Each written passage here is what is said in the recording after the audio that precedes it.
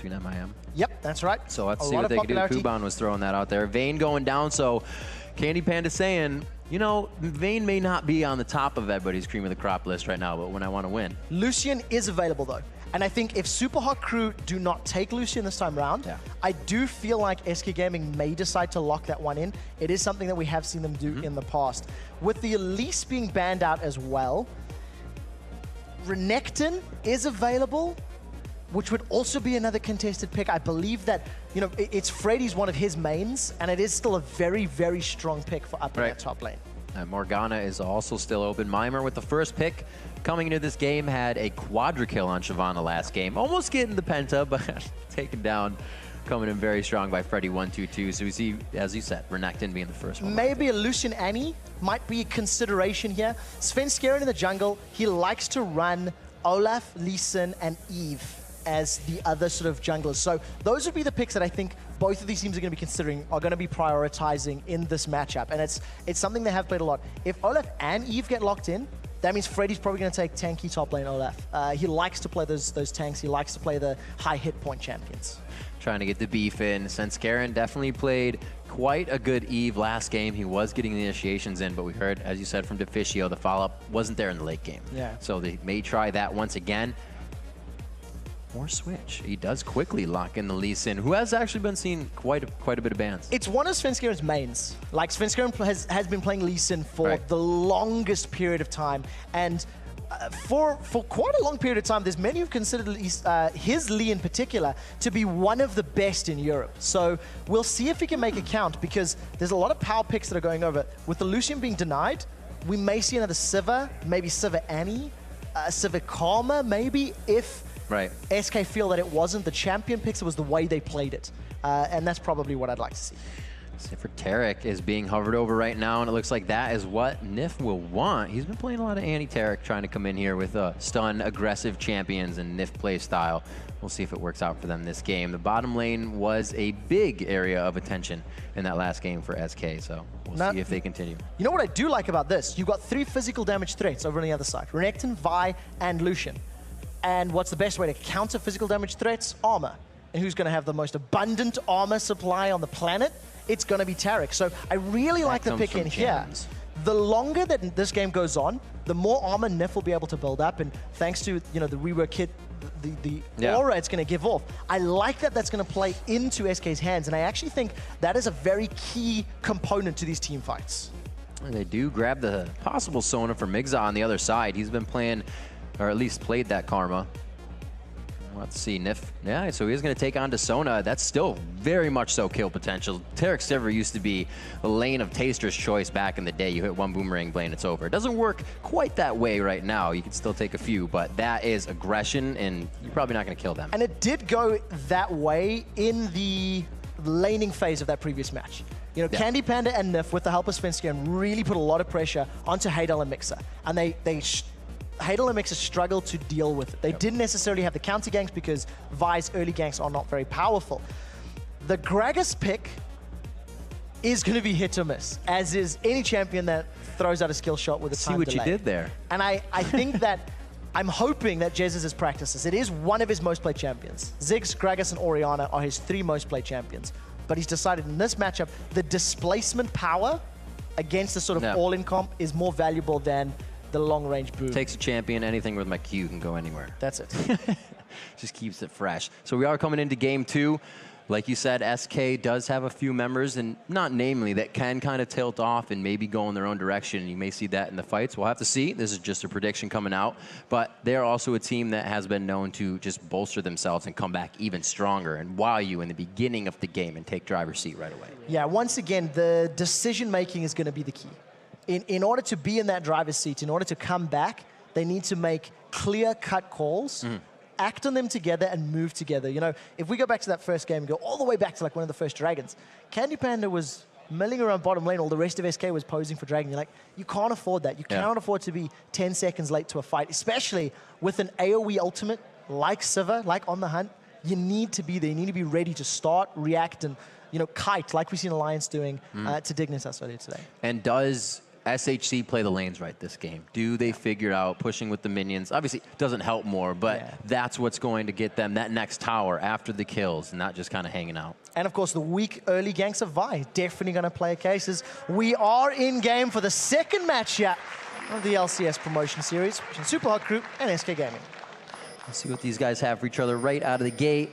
They're going consumables on Jez's this time. He did play a bit of a Doran's shield on his Zed last game, so he looks to stay in lane and just keep throwing out barrels against a Doran's ringed Moopa.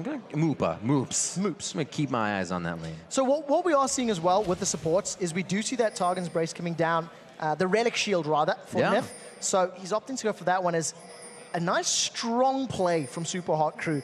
Very reminiscent of the 2013 season. Group up. None of that last game. Get that ward down on Wraith and back when, exactly like you highlighted, was not done in the previous matchup. Both teams looking to go straight ward trinkets out of the gate on this one. Nothing in the jungler's hand, so Impaler doesn't go for the sweeper. SK stays all with trinkets. We're going to see pretty much orthodox buys around. We are staying with the Spell Thief's Edge as well for Megza in the beginning of the game. And it does look like we're going to have straight matchups once again. 1v1s and the 2v2s across the board. So we can most likely expect Svenskeren to once again do lots of early ganks. Lee Sin is much like Evelyn in that regard. Very, very strong in the early stages of the game. And ideally, you want to start snowballing yourself or a lane in order to continue snowballing. Lee Sin is going to become a lot more utility, but as Lee Sin sort of starts to fall off a little bit, Olaf will start to pick up. So it'll be balanced out in the team comp. These guys are playing songs for us right now in the beginning of this game. Just pinging all over the map. Looks like they are actually going to swap these ones out. They take a little bit of extra time to figure that out, and they get their moves down. So the pings were for the good of it. And we'll have to see what they... He's incredibly powerful right now, and partially because of just how much of a lane bully he is. And it does look like we are going back in, and we are loading up. And one of the strengths of Lucian, he's got great scaling on his abilities, and the amount of pressure you can apply in the laning phase, thanks to that light sling and just the double shot from his passive, is very, very powerful there. The piercing light, that's the one. Right. And it just allows you to really hit hard. In a 2v1, it's less apparent though, because you can't bully out your opponents. You can't deal damage to squishy supports. As Mixon and Impaler with a very strong move here against Svenskeren. Speaking about bullying out your opponents, Svenskeren not able to get the blue buff on the way around, and that leaves him sitting at 2. Impaler, 3 out of the jungle. Very good decision there from Super Hot Crew, and this is part of the reason I like this Super Hot Crew composition. Impaler has been very active during the We Play group stages, qualifying for this event, and in a lot of the games we've seen them play, just because he's not afraid to roam, he's not afraid to invade. Just sitting in the face of Mimer, taking some shots on his turret. So HSC, you can see them kind of playing out on blue side what they had intended on the switch. They leave their 80 carry bottom. I don't know if that was intended, but I think it happened a lot because that other bottom had switched top. So very well played there. Impaler going to get himself a little bit ahead, but it's so early still. We'll have to see if they make use of it. Yeah, that's the key. What does Impaler do with this? With the additional buff, he's actually going to hit level 6 earlier, and that's very, very important for Super Hot Crew. It's going to allow them to make ganks with that Assault and Battery, and if you combine Assault and Battery plus the Renekton or the Vi Orianna ultimate, it's going to be very, very strong at securing kills. Mimer does get out thanks to that Dazzle, and Nif just gets away. Let's see what they do. The Spell Thief's Edge, as we said before, still on the support. I believe our first Targons we see coming in here on Nif, so... Yeah, I think it's actually the first one of the weekend. Yeah. First one of the weekend. What we see from OGN, that the Relic Shield does get upgraded to Targon. They spam some gold as much as possible up until about the 16, 17, 18-minute mark. And then basically once they've generated a bunch of gold back, they actually sell it in favor of the coin. That's the trend that we've been seeing over from OGN, and we'll have to see if Nif is going to mimic it. Right now, Impaler is setting himself up in this top lane, maybe anticipating a dive, as Nif and Candy Panda are just trying to get a lot of damage on this tower. Going to be a good soak-up of experience here. Ooh, Dazzle on the outside. That didn't work out. That didn't work out too well. Impaler should be able to return to the jungle after soaking up this experience, but he's trying to keep himself in here. That will help from that camp that he missed. They do share it, but he can't be afford not to be in lane. There's too much pressure going all over. Yeah, a lot of tower damage going down in the top lane. Candy Panda and Nif not really gesturing as though they were going to go for any form of dive. It looked like Nif actually wanted to auto-attack the tower. And as we highlighted during those brief pauses, that the junglers were most likely going to go for this defense position. They really want to try to hold on to their outer ring of towers as long as is possible. And you got to consider how much less of a threat a level 4 Lee Sin coming in without a red buff is. Pretty much getting away, stand behind the minions, nothing's going to slow you down. So he is kind of just forced to stay in his jungler, soak up experience right now with Freddy. Yeah, and losing that blue buff for Svenskeren was massive early on. That really slowed down his clear speed. Not having the cooldown reduction on an energy-based champion, having the mana regions can be a problem, but the cooldown reduction is just going to allow him to clear those waves out much faster and make sure he can carry on pushing. He is looking like he's going to posture towards this bottom lane again. And if you combine the undertow axes plus the execute damage of Lee Sin, there is kill potential, but I think they both want to hit 6 first. That's the key. Migza and Haydale know they can be a bit more aggressive with that Sona sustain. They're keeping themselves just about half mana for any tricky engages, but still keeping the pressure on. Even gold across the board here as both of them are trying, or both ADCs on the sides are trying to keep that 75% push mark, so they're not in too much danger. Yeah, Haydale's got a lot of damage down onto this tower, and that's what we were talking about. The slow is going to come in, but simply can't trade thanks to that massive burst of damage. Just from the piercing line and the auto attacks, that shredded Svenskeren's HP. Good to go for a little bit longer. Impaler picking up a pink ward just under 7 minutes here. It seems like they want to grab an area for safety, or maybe start to make some moves, because this top turret taking some big damage and not much Mimir can do. Now that's actually evening it out. SK were behind in the damage front because Haydale was, I mean, they're going to secure this tower on this next wave. So there's a lot of onus now on Candy Panda and Nif to try to get this tower down in the next wave or two to even up the gold. If Super Hot Crew can move top to defend their tower, that's going to be a great advantage for them. You got to see that Haydale also doing a lot better in the beginning of this game. He was down in CS from trying to poke so much last game, but is really focused on what they need to do. But it is the 2v1, which even makes you want to poke more sometimes. But it's great to see, though, in a 2v1, he's still keeping up in CS, and they've actually won the 2v1 matchup because they've secured the first tower of the game. So very good win here for Super Hot Crew. SK Gaming decided to back off the top lane. You can see Candy Panda and Nif have recalled. BF Sword secured there for Candy Panda's Siva. And it looks like they're just going to move down to the bottom lane. So they've basically foregone that top lane tower and said, look, we can't take it or we don't want to take it, so we're going to move bottom. Freddy taking the long way around to the top side. It looks like he will finally get there to meet a wave at the turret, so that's going to work out nicely for him. They will try to grab, well, they already have control, but Nif wants a little bit more. If they start to ward up onto the dragon, and now with the 80 carry support bottom, they might be able to work something out. That could be the reasoning for the switch. Yeah, because they haven't taken that yet. Yeah, nobody's made any sort of moves for Dragon with the exception of those wards now.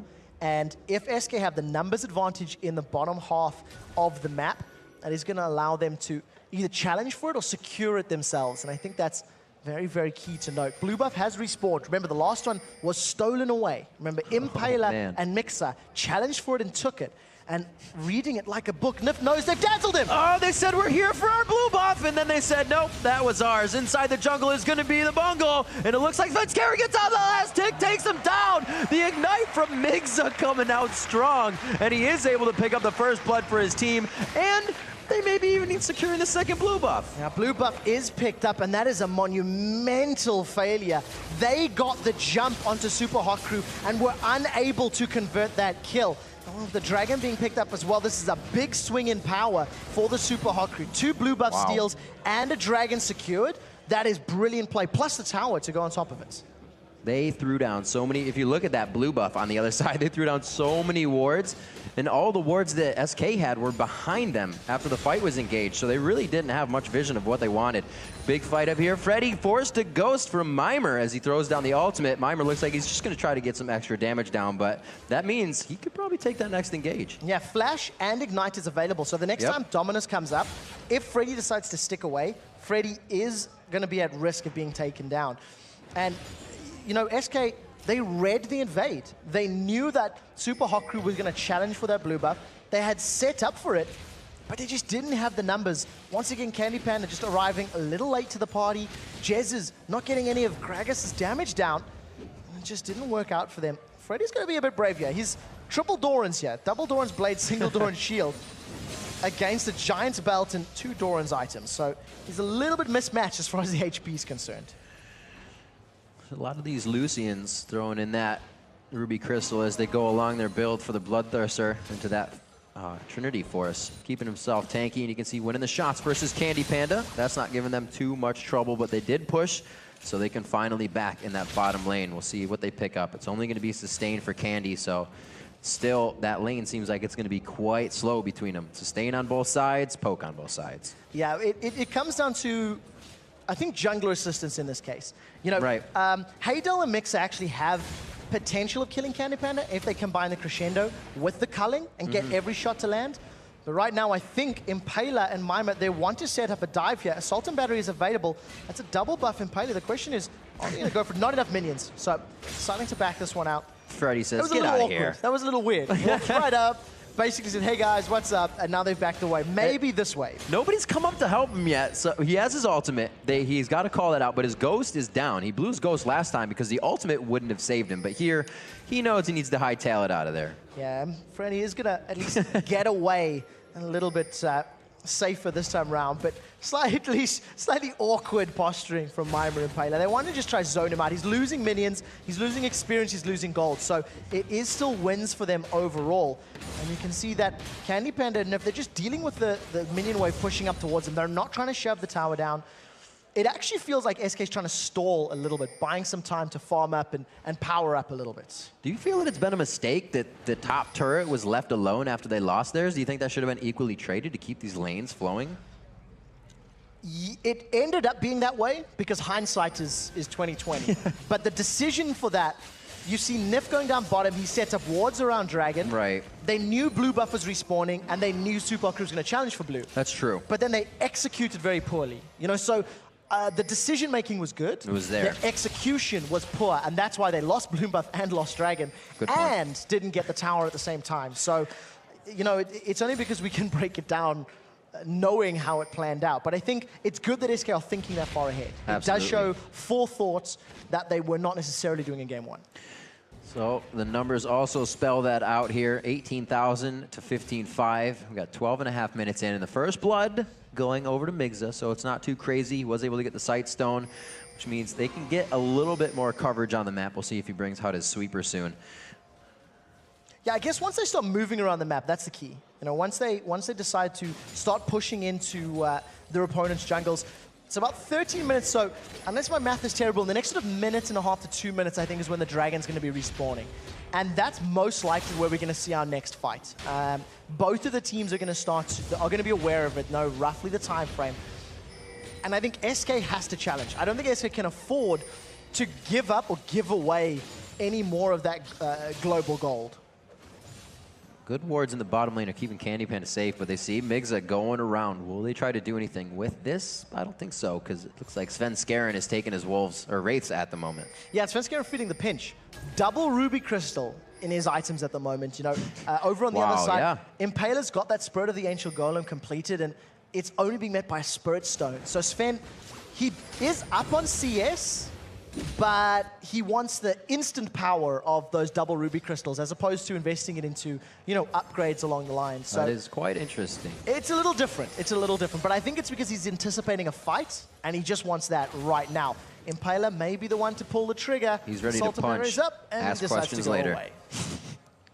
3K or 2.5K still sits between these two teams. Impaler looking for his third blue buff that's not really his, but SK says we are going to do everything in our power to stop this one from going to you guys. They have sent 4 now. Coming around the backside is going to be both Moops and Jesus. Yeah, Jesus is being zoned up. On the hunt comes out. That's Fence going over the wall. They've caught Moops. Moops is just on the outside. He throws it, but they flash over the shockwave, knock him down. Jesus picks up a nice kill there, and it's going to be 3 on the assist. That's a great decision from SK. Realizing they can forego the blue buff to pick up a kill and the mid turret.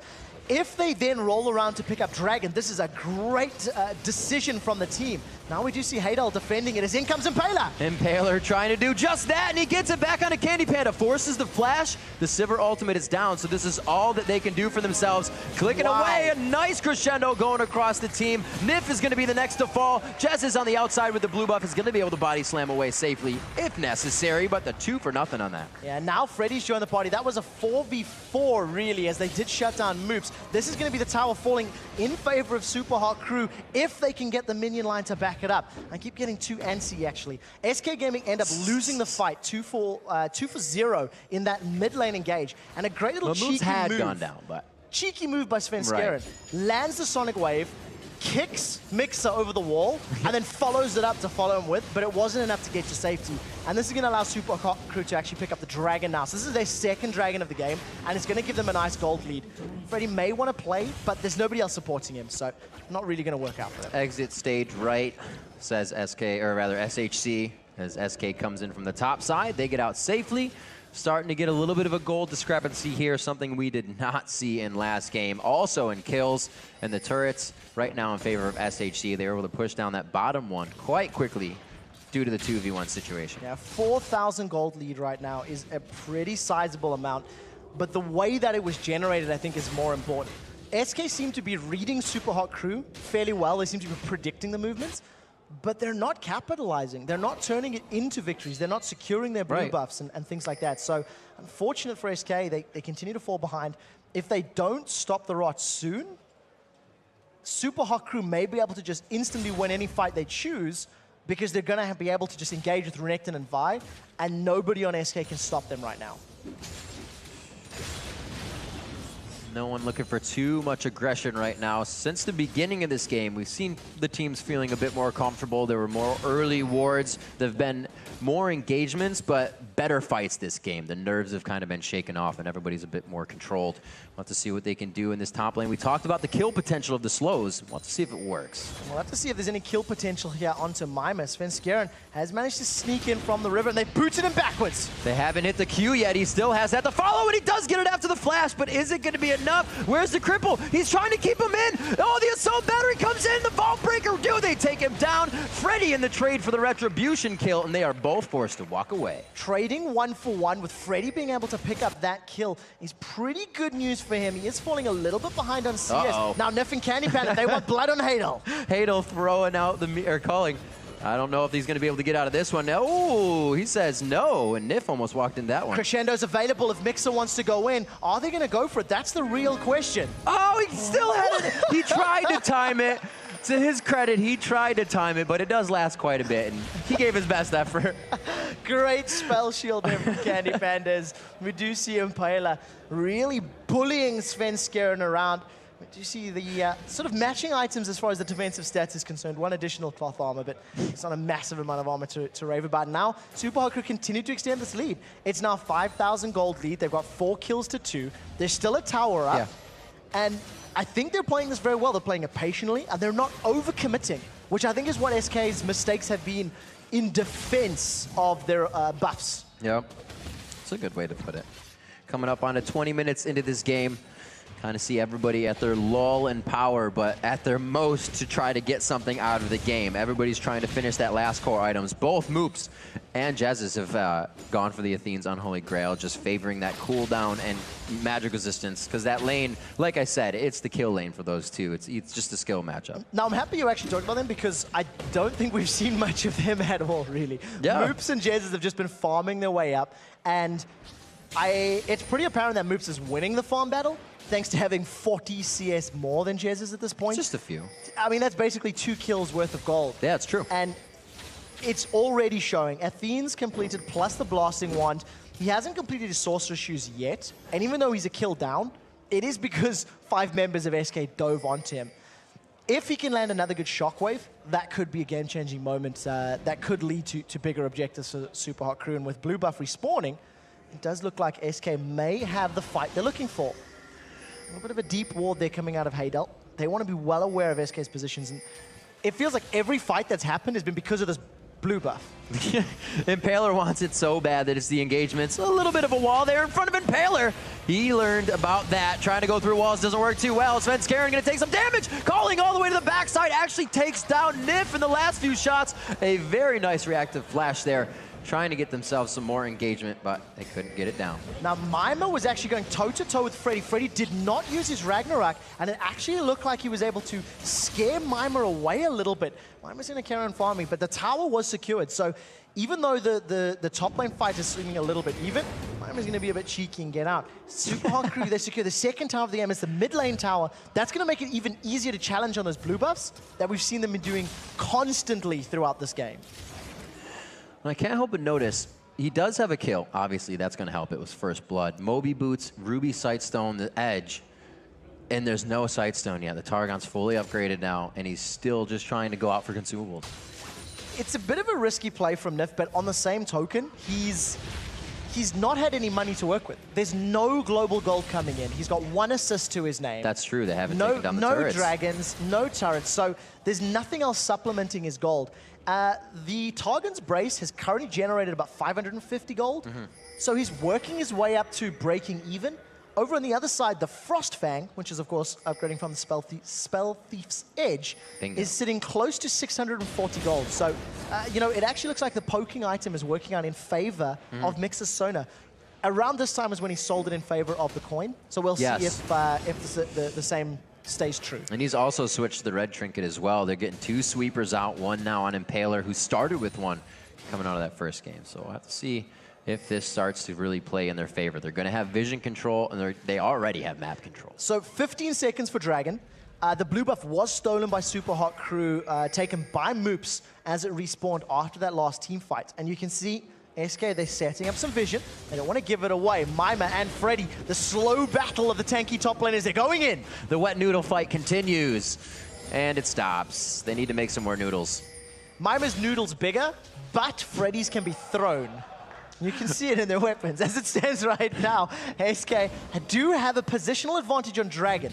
If they want to start it, however, they run the risk of Super Hot Crew running down mid lane to the inhib turret. First tower secured there by a split-pushing Sivir of Candy Panda, which, once again, he did in the previous game. I love that both of these teams are still trying to do everything they can, in which they should, but they are completely there in time. Like you said, SK has been kind of foreshadowing what they need to do for themselves, and they may just get pushed in and out of this Dragon. They're grouped up. The fight has started. Jesus is in trouble. Needs to do a defensive ult. It looks like Freddy could be getting hit up quite hard. It does get rocked around by the command shockwave. Everybody trying to regroup from that chaos, and it means flashing out of the fight right now for SK. That was quite a bit for them. And now to turn around, Dragon still very low for SHC to go with that before fighting. This is so chaotic. Yeah, it's not over yet. Nif's now in trouble. He could go down at the end of this fight. A final shot from Haydel after the ability. 1-2 on the passive. Is it enough to finally take down Dragon? It is. We see SK backing. Yeah, there's not much they can do. Jesus needs to be a little careful here. He is trying to be a bit cheeky. It's not going to work out in his favor. And, he's just got zoned out. Simple fact of the matter is he got zoned out by Super Hot Crew, and because Super Hot Crew could regroup and then challenge as a 5, SK Gaming couldn't use that explosive cask to displace Super Hot Crew and allow their mobility to reign supreme for them. So 6,000 gold as it ticks up to 37,000 to 31,000 here. 2-1 in turret still, so the objectives have been quite a big focus. If you can say Impaler's been going for blue buff maybe, but the Dragon now being focused and probably some turrets to follow after these next fights. At least 1,000 gold separates each of these players, with 1,500 between the supports. It's a big amount of money that Super Hot Crew have already invested into their items. Once again, wet noodle fight is barely going on between these top lanes. Spirit Visage and Sunfire Cape. In comparison to the Sunfire Cape and the Negatron Cloak, Freddy is very far behind right now. A completed item difference. And it's going to be a while before he's going to be able to even up that. Getting that minion with a Sunfire Cape. Just grabbed it right up. 24 minutes into this one, 7-3. It's going to be now another grand. It's like these guys have an investment account or something. It just goes up a grand while they walk around. See what they can do with this. That was the Trinity Force, and the Bloodthirster being built out on Haydel, and he's just been having a heyday. 3-0-3, way better than he was performing last game, and it's really their game. They're in the driver's seat. It's no back feet for them. So two things definitely work into his favor. Number one, switching over to the Lucian has definitely helped him out in terms of damage and picking up the kills in the early game. As you can see, big chunk onto Candy Panda. Just a couple auto attacks. But the one thing that also is very important to note is the 2v1s. Super Hot Crew simply played the 2v1 better. And that one call all the way back at 12 minutes, 13 minutes to say, defend Blue Buff from SK Gaming, is what started the snowball, started the spiral. Blue Buff is like Baron this game. Oh, it does look like Mimer's going to be in trouble. Dazzle's going to come out. They've jumped on the Crocodile. Oh, is Mimer in trouble, though? The Croc tries to get out, throws down the Dominus. He is also going to bring Jessus into this one. There it is. Did he get the assist on that? Possibly not, but they know that Impaler is just on the other side waiting. Yeah, he's going to be able to dive in here. Assault and Battery is up, but he needed to use the Vault Breaker through the wall, so not going to be able to lock anybody up. And Mimer, he basically just pops Dominus to run away from 3. SK Gaming couldn't lock him down, couldn't chase him down, and he gets out cleanly. Game of mobility here. 3 boots on the board. Impaler trying to chase, Migza trying to chase, and also, obviously, Nith trying to get those dazzles down. Ladies and gentlemen, it is round 3. SK Gaming have lost 2 previous fights around this buff. They are going to try again, and hey, 3rd time's the charm, right? It worked for Young Buck and the Copenhagen Wolves yesterday. And is this that big, or are they putting it in their head that it is? They do not want Jezzes to have the cooldown reduction and the spamming ability. And this is also, true. to maintain map control is working out for Super Hot Crew. Vision is there. The fact that SK is almost playing into Super Hot Crew's hands, this is benefiting them. SK need to push somewhere else, make a play elsewhere on the map. Blue Buff is still alive, and the fight's going to break out at any second, but SK don't want it. They're afraid of the engagements. SHC has the lead, and like you say, SK can't afford to just keep defending a Blue Buff. Initially, it was good for SK to respond and try outplay. Right. Now they're behind, and SHC's aware of it. I would dare say Super Hot Crew are baiting them into that decision. Every time. We're going to challenge your blue. Come play with us. We'll secure your blue. And if you stick around long enough, our toys are bigger than yours, and we're going to hurt you more. It's that simple. The 26th minute, it has just been a constant knocking on the door at that Blue Buff. SHC, got to give him credit for sticking with a strategy and not veering off. Freddy going to be engaged on here. The Assault Battery to the back line, making sure they stop both of them up. The ultimate coming out. Doesn't look like he's going to fall with Ragnarok, but they are going to try to re-engage. Nif, right in the middle of the fight, is going to be going down eventually. Mimer picks up the first kill of this one. Blood will be spilled as he picks up a second kill. Almost up to 10 kills here. Is it going to be going to Hayday on the other side of the map? Throws down the culling. Is it enough? He tries to get the last 2 shots off, but it's not in range. No, not this time around. I don't think he's been able to dash up. We'll have to see if the cooldown comes up quickly enough. Now, there's no more movement speed from Candy Panda. Trinity Force is giving additional speed. Haydel decides to back away. But another strong win, and Super Hot Crew doing 2 things well. Number 1, proving they're not colorblind and moving to the red buff to challenge for that one. And while they were moving to red buff, found members of SK Gaming, and they managed to pick up a team fight. They're like, hey, this is familiar. Exactly. No, hey, we're doing it on that side of the map. Let's do it on this side of the map. And just to go a little further back, when that little duking out was happening at blue, Impaler actually stole Blue Buff with Smite. Just a nice hint and tip for everyone doing that. If you're invading to take a buff, use Smite. It's safer, it's more secure, you don't run the risk of being stolen, and donate your Blue Buff to your mid lane carry, because that's in a lot more controlled, safer environment. It's a nice thing to do. Yeah, it's a good guy thing to do. Come on. Turrets. Turrets not seeing as much attention this game. They've really taken a back seat to the kills. 9-3 now. The gold, much more different. We had up to 58,000 to 58,000, I believe, last game. Something really high, something really astronomical. 45 now to 37. 8K gold lead coming in. That's items on every single person in the team. And this is also the biggest gold lead that we've seen yet between these 2 teams. Right, or an extra item, I should say. Extra item in addition, thanks to the bonus gold. But it's just that Super Hot Crew are in control of this one, as they were in the later stages of the previous match.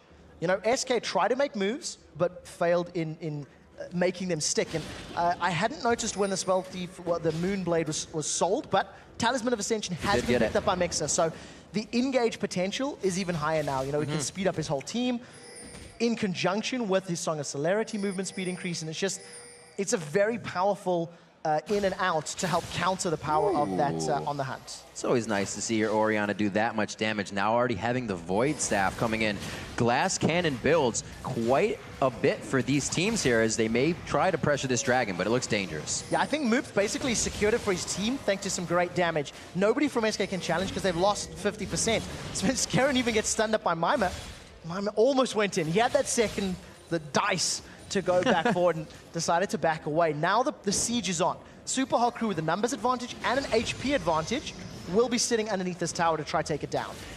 As they look to pressure this one, nice shots. Haydale getting himself out safely. It really seems that we can almost consider SHC to be a team that loves to play off their momentum because they have not seemed to calm down since the win of last game.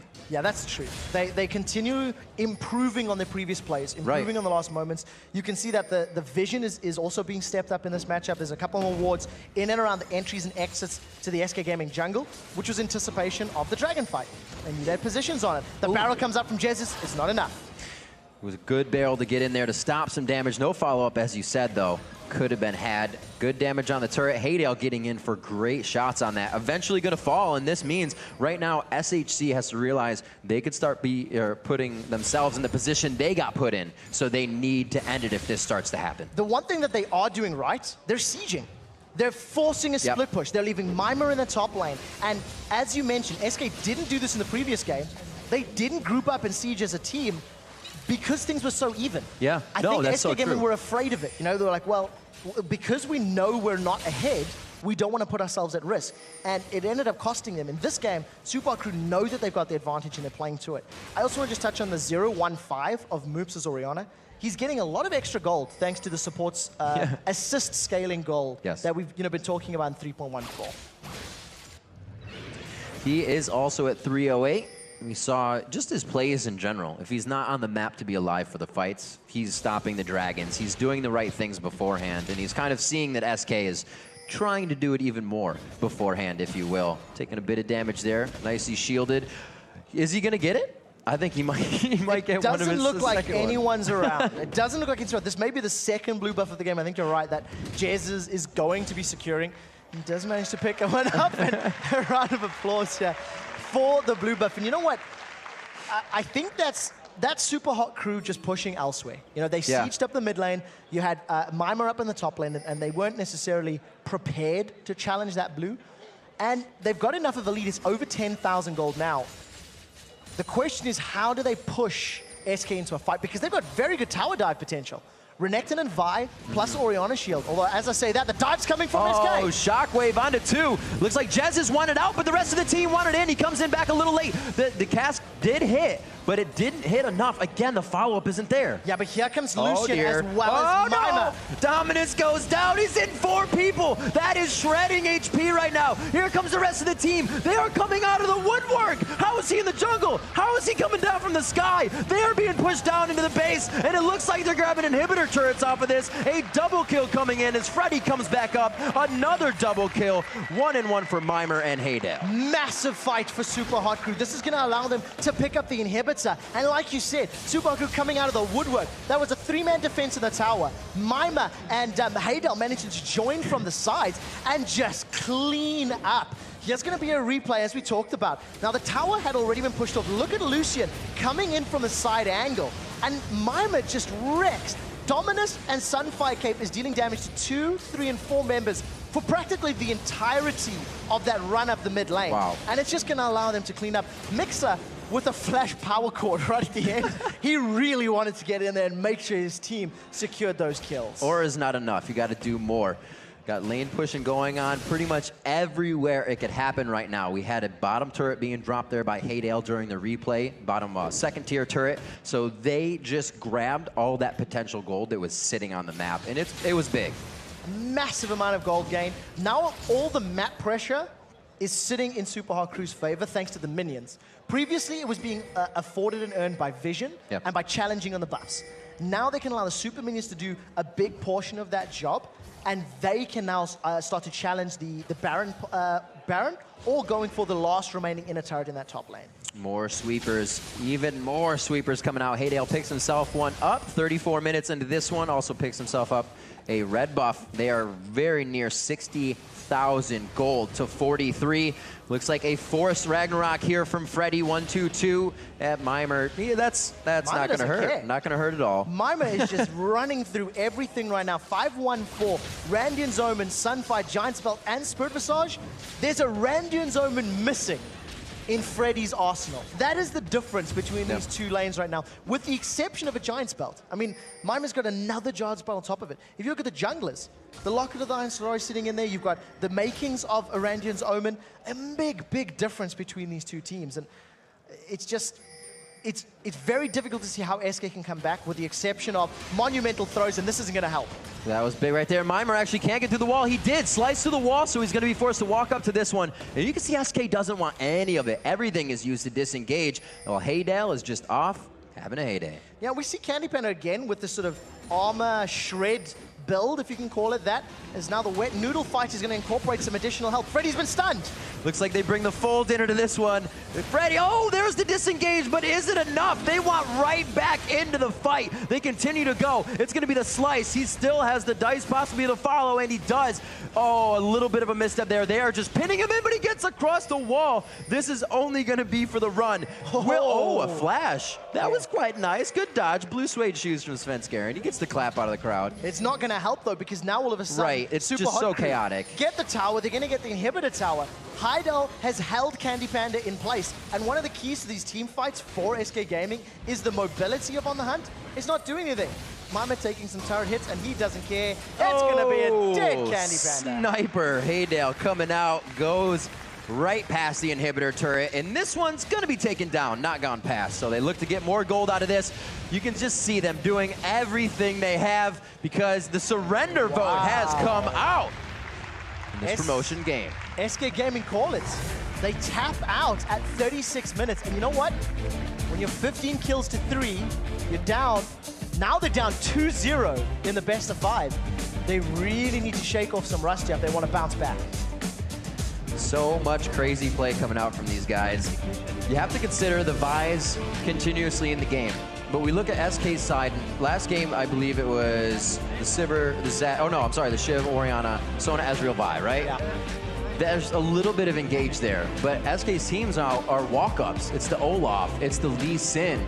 When you can jump in with an Erective, and you can jump in with a Vi or have the Ori ult do it, it's less telegraphed, right? So there's two things that does. Number one, having the champions that have that versatility that you can't necessarily read, and the way that you play them. I feel like Super Hot Crew had very good use of Vi ultimates in the late game, as well as Orianna ultimates. And I also feel like as a team, their decision-making and ability to execute's better. This game, SK read SHC like a book.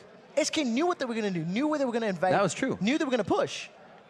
But reading the book and playing the game after knowing the strat is very different, and that was where the problem was. SK just couldn't capitalize on the knowledge that they had. And that's different to see as well. When you're set up in that position, then you got to think of the team comps. Of you were fighting in Sona, and you have Orianna as well. In the jungle, they wanted that every time. You fight that in the jungle, that's why Impaler wanted to be there. Also, that's good focus they put on Jesus, to take that away every time. Why? They knew he wasn't going to be powerful on Zed, so they didn't really focus him. But this time, they wanted it. I also think because Jesus is a player that does tilt, we've seen him do very well, and we've seen him do very poorly. If you focus him, focus his gameplay, focus his buffs, if you push him into a negative situation, you as a team can gain more than somebody just being under tooled, not having the tools necessary. You can push them into a psychological state that is benefit for your team. All right, we'll see. We're going to take a quick break, but when we return, the Super Hot Crew looks to sweep their way into the LCS. It's Game 3 between SK Gaming